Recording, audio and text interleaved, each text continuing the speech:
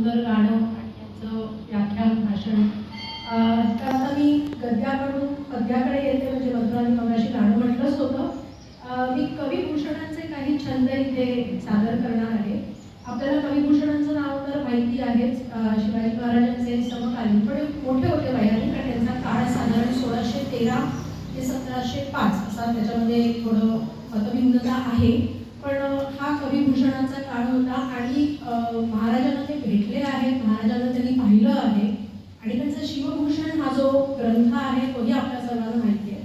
तर मुळात शिवभूषण हा शिवाजी महाराजांवरचा ग्रंथ नाही आहे, म्हणजे काव्यग्रंथ, तो काव्यशास्त्रावरचा ग्रंथ आहे.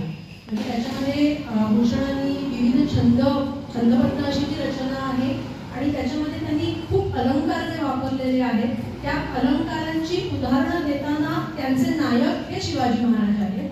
तर अशी त्यांनी शिवभूषण ह्या काव्याची रचना केली होती. साधारण त्याचा काळ हा शिवाजी महाराज आग्र्याहून परत आले महाराष्ट्रामध्ये. त्याच्यानंतर 1670 सालाच्या सुमाराला कविभूषण महाराष्ट्रात आले होते, महाराजांची त्यांची भेट झाली होती आणि त्या सुमाराला हा ग्रंथ त्यांनी रचला होता. म्हणजे उत्तर आणि इथे महाराष्ट्रातली परिस्थिती याच्यातला फरकही त्याच्यामुळे खूप त्यांना जास्ती जाणवला होता.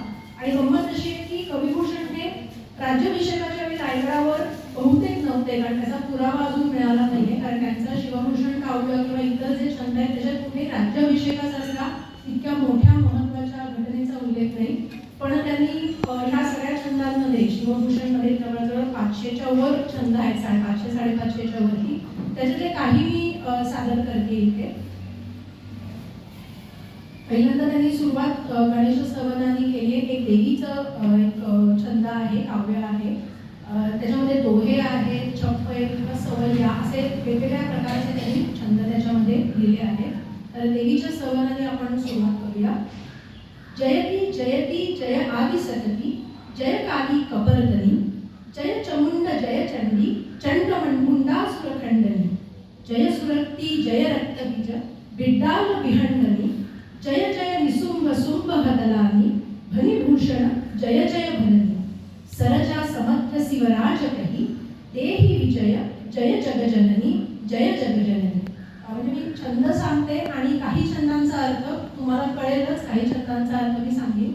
तर अर्थ असा आहे की हे आदिशक्ती, हे कालिके, हे पार्वती, हे महिषासुरमर्दिनी, हे दुर्गे, हे चंडमुंडासुरखंडनी, हे शुंभ निशुंभांचे निर्दालन करणाऱ्या सुरक्त, रक्तबीज आणि बिड्डाल अशा राक्षसांचा संहार करणाऱ्या दुर्गे, तुझा जय जयकार असो. भूषण म्हणतो, हे जगत जननी, सिंह सर्जा समान शूर अशा शिवरायास सदैव विजयी कर. आता आज राज्याभिषेकाचा आपण औचित्य साधून, राज्याभिषेक दिनाचा औचित्य साधून इथे आहोत. मगाशी विवेक टाळकर्णी रायगडाची पूर्ण माहिती सांगितली. तर रायगडाचं लष्करी दृष्ट्या, कारण ती राजधानीच होती, त्यामुळे त्यांनी ती सगळी रचना आणि शिवाजी महाराजांनी काय दूरदृष्टीने आणि विचार करून ते दुर्ग बांधले त्याची माहिती त्यांनी सांगितली. पण हा राजा किती रसिक होता की त्यामुळे ती दृष्टी जी आहे ती भूषणाच्या काव्यात सुद्धा आपल्याला इथे दिसून येते. त्यांनी असं लिहिलंय दोहा या भूषणाचा. दक्षिणते सब दुःख जीती, दुःख सहाय विलास, शिवसेवक शिव गणपती कियो नायकडवास. म्हणजे दुर्गांना जिंकून राज्य समृद्ध बनवणे हा ज्याचा विलास म्हणजे हा ज्याचा आनंद होता, अशा या शिवसेवक शिवाजीने दक्षिणेतील सगळे दुर्ग जिंकून गडांचा राजा असलेल्या रायगडावर आपली राजधानी वसवली आहे. आणि या रायगडाचं फार सुंदर वर्णन त्यांनी केलेला. तो रायगडावर कविभूषण गेला होता, त्यांनी तिथे वास केला होता, शिवाजी महाराजांची त्याची भेटही तिथेच झाली होती. तर या रायगडाच्या वर्णनावरचे काही छंद आहेत. हा सवय्या असा त्या छंदाचं नाव आहे. जा पर साही तने शिवराज सुरेसकी, ऐसी सभा सुजसाजे, यो कविभूषण जंपत है, लखी संपत्ति को अलकापति लाजे. जामती तिनहु लोक की देती, ऐसो बडो गढ़ राय विराजे, वारी पतालसी माची मही, अमरावती की छबी ऊपर छाजे. म्हणजे तो असं म्हणतो की या रायगडावरती शहाजीपुत्र शिवाजीची ही राजसभा जी आहे ती इंद्रसभेसारखी सजलेली आहे की अलकापती कुबेराला देखील तिथे लाज वाटावी अशी संपत्तीचे तुडुंब भरलेली आहे. त्रैलोक्यात दीप्तिमान असा विशाल रायगड हा सुबत्तेने आणि संपन्नतेने तिथे झळकत आहे. त्याचा पायथा हा जलमय पाताळात माझी ही पृथ्वीप्रमाणे आणि त्याचा शिरोभाग हा इंद्राच्या अमरावतीप्रमाणे शोभत आहे. तो पुढे म्हणतो की त्यांनी रायगडावरच्या वृक्ष, वेली, लता, बागा यांची वर्णनं फार सुरेख केलेली आहेत. लष्करी वर्णनं तर आपण ऐकतोच, महाद्वार आहे, शिबंदीची जागा आहे. रायगडावर अजूनही अशी ठिकाणं आहेत की त्याचे उत्खनन व्हायचं आहे. नक्की तिथे काय होतं आहे आपल्याला माहिती नाही, पण त्यावेळी 350 वर्षापूर्वी जी राजधानीची जागा होती तिथे लष्करी म्हणजे लष्करी त्याचा दृष्टिकोन आणि सौंदर्य याचा मिलाप कसा होता ते आपल्याला भूषणाच्या काव्यातून कळेल. कहू केतकी कदली करवंदा कुंद अरु करवीर है, कहू दाख दारिम सेव कटहर नूत अरु जंभीर है, कितहु कदंब कदंब कहू हिंताल ताल तमाल है, पीयूष ते मीठ फले कितहु रसाल रसाल है, पुन्नाग कहू कहू नाग केसर कितहु बकुल अशोक है, कहू ललित अगरु गुलाब पाटल पटल बेला ठोक है, कितहु नेवारी माधवी सिंगार हार कहू कैलसे, जहाँ भांति भांति निरंग रंग विहंग आनंद सोरसे. म्हणजे कुठे केतकी, करदळी, करवंद, कुंद, कण्हेरी अशी जागा आहे. कुठे द्राक्ष, डाळिंब, सफरचंद, फणस, तुती, जांभळं यांची झाडं आहेत. कुठे कदंब वृक्षांचे तिथे समूह आहे, तर कुठे खजूर, ताड, तमाल असे विविध प्रकारचे वृक्ष आहेत. आणि तिथले आंबे हे अत्यंत मधुर आणि रसाळ आहेत. त्याला कोकणात आंबे आले असतील तर मला माहिती नाही त्यावेळेला. कुठे नागचाफा, केशर, बकुळ आणि अशोक यांचे कितीतरी वृक्ष आहेत. तर कुठे सुवासिक अगर, गुलाब, ताम्रवर्णी फुलांचे आणि मोगऱ्यांचे ताकवे बहरलेले आहेत. कुठे अति निवडक दुर्मिळ पुष्पे, पारिजात, चंद्रावळी शोभत आहे.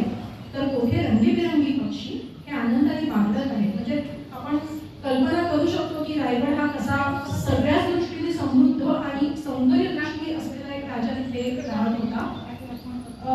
पुढे भूषण असं म्हणतोय, रसत विहंगम बहु लवनित बहु घाटी बागमही, कोकिल कीर कपोत केली कलकल करंत तही, मंजुल महरी मयूर चटुल चातक चकोर गण, पियत मधुर मकरंद करत झंकार धुंग घन, भूषण सुवास फलफुलजुत छहु ऋतु बसत बसंत जही, इमी राय तुग राज तरुचिर सुखदायक शिवराज कही. म्हणजे नुसती झाडं, आता जिथे झाडं आहेत इथे पाण्याची विहिरी वगैरे आहेत तेही वर्णन त्याच्या इतर छंदांमध्ये आहेत. आता तिथे अनेक पक्षी आनंदाने बागातनं विहार करत आहेत. कुठले कुठले पक्षी त्यांनी जे नमूद केले आहेत, तो कोकिळ आहे, पोपट, पारवे हे कलकल करत आहेत, मंजूर बोलणाऱ्या मैना आहेत, गवळणी, मोर, चातक, चकोर हे क्रीडा करत आहेत. तिथे भुंग्यांचे कवेच्या कवे तिथे झंकार गुंजारव करत मधुर पुष्परसाचे प्राशन करत आहेत. आणि भूषण म्हणतो की 6ही ऋतू येथे सुगंधी फलपुष्प सामग्रीसह नेहमी वास करतात आणि असा हा सुंदर रायगड शिवरायास अत्यंत सुखदायक असा झाला आहे. तो शेवटी एका दोह्यात म्हणतो, तहा राजधानी करी जिती सकल तुरकान शिव सर्जा रचिदान में किनो सुजस जहान.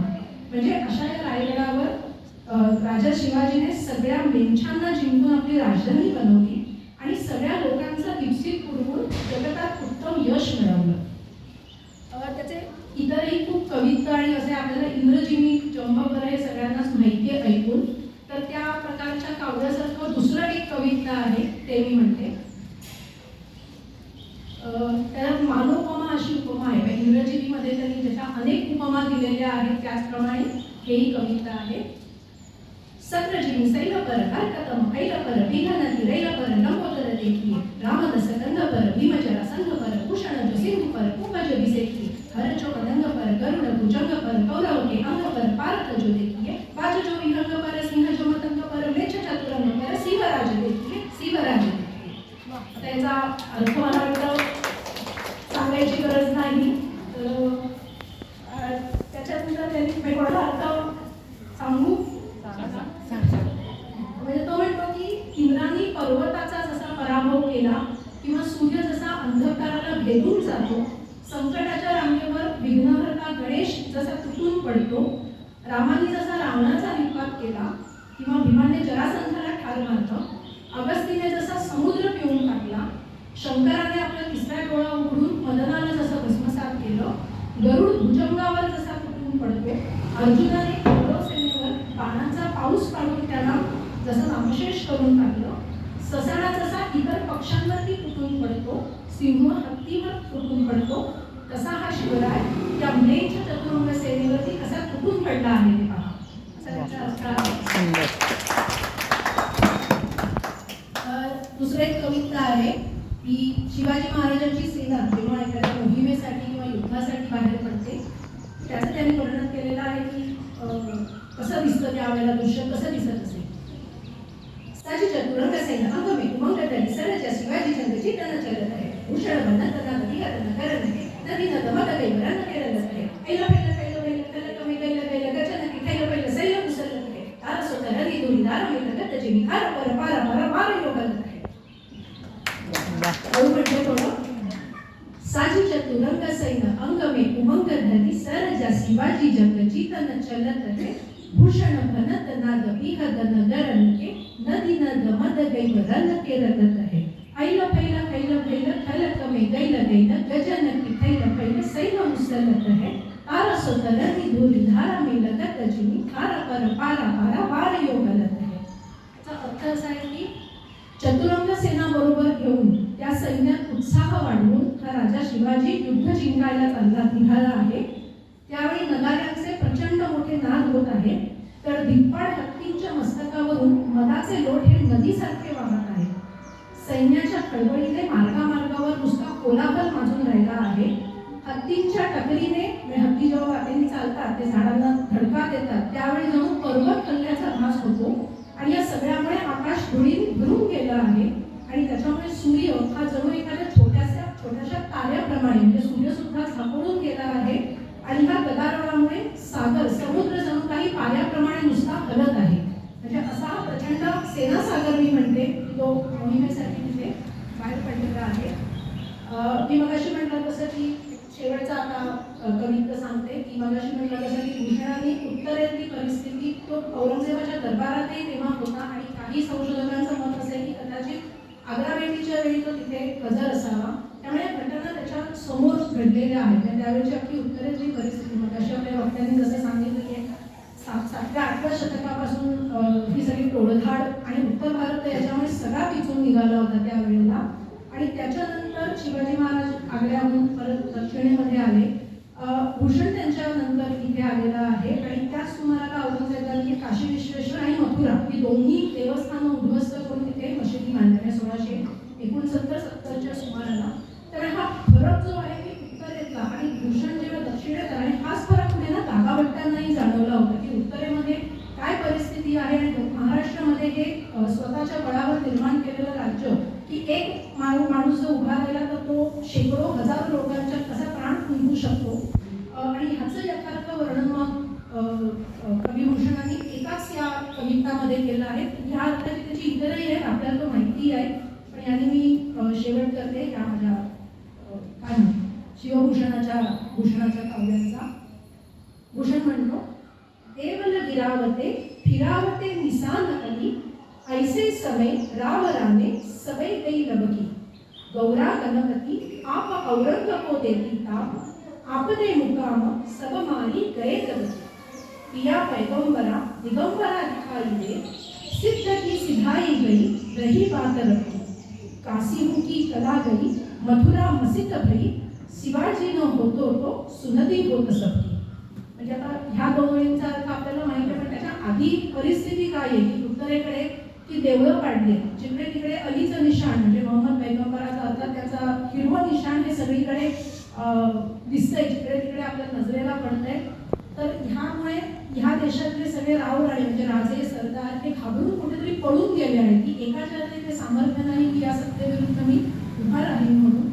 आपले विघ्नहर्ता म्हणवणारे आणि दुसऱ्यांची दुःख संकट दूर करणारे गणपती पार्वती असे देव सुद्धा त्यांचा चमत्कार दाखवू शकले नाहीयेत आणि स्वतःवर संकट येतात तेही कुठे लपून बसले. म्हणजे आपण दुर्दैवाने आजही ह्या बातम्या ऐकतोय की इथे ही मूर्ती सापडली, तिथे ती मूर्ती तळ्यात सापडली, त्याच्या मागे हाही इतिहास तिथे असू शकतो. पीर फकीर आणि पैगंबर ह्याच्यातच लोकांना दिगंबराचे अवतार दिसायला लागले. म्हणजे आपला देश, आपला धर्म, आपले देव यांचं कुठेही नामोनिशाण तिथे शिल्लक नाहीये. साधू संतांची अशा परिस्थितीमध्ये पुण्याही संपलेली आहे, ती निष्फळ ठरली आहे आणि फक्त रब अल्लाह यांच्याच गोष्टी तिथे उरल्या आहेत. अशा वेळी काशीची कला गेली, मथुरेची ही मशीद झाली आणि अशा परिस्थितीमध्ये जर शिवाजी महाराज नसते तर सगळ्यांची सुटका झाली असती, हे नक्की आहे.